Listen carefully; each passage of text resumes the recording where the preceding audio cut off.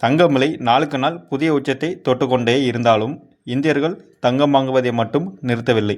ஏன் இப்படி? அதற்கான காரணத்தை இந்த வீடியோவில் பார்க்கலாம். ஒரு பழமொழி இருக்கிறது, ஒரு குண்டுமணி அளவு தங்கம் இருந்தாலும் தங்கம் தங்கம்தான். இந்த எண்ணம் தான் இந்தியர்களிடையே இன்னும் வலுவாக இருக்கிறது. பிரதமர் நரேந்திர மோடி அவர்கள் மக்கள் ஒரு வருடத்திற்கு தங்கம் வாங்குவதை தவிர்க்குமாறு வேண்டுகோள் விடுத்தார். அதோடு தங்க இறக்குமதி வரியும் 6% 15% உயர்த்தப்பட்டது. இருந்தாலும் தங்கம் வாங்கும் ஆர்வம் குறையவில்லை. உலக தங்க கவுன்சில் வெளியிட்டுள்ள அறிவிக்கையின்படி 2026 ஜூன் காலாண்டில் இந்தியர்கள் மொத்தம் 131.4 டன் தங்கத்தை வாங்கியுள்ளனர். அதன் மதிப்பு 1.98 லட்சம் கோடி. கடந்த ஆண்டு இதே காலகட்டத்தில் இந்த மதிப்பு 1.32 லட்சம் கோடியாக இருந்தது. அதாவது மதிப்பு அடிப்படையில் தங்கத்தின் தேவை சுமார் 50% உயர்ந்துள்ளது.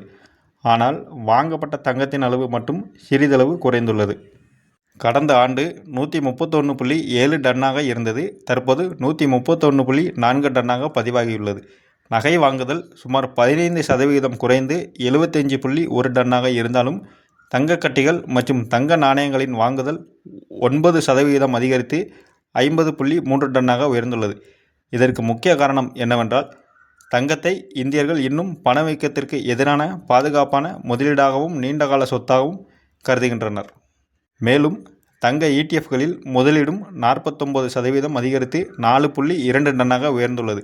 அதே நேரத்தில் மறுசுழற்சி செய்யப்பட்ட தங்கத்தின் அளவு 17% குறைந்து 19.2 டன்னாகவும், அதிக இறக்குமதி வரி காரணமாக தங்க இறக்குமதி 23% குறைந்து 98.1 டன்னாகவும் பதிவாகியுள்ளது. ஜூன் மாத நடுப்பகுதியில் 10 கிராம் தங்கத்தின் விலை 1,50,000க்கும் கீழ் வந்தது.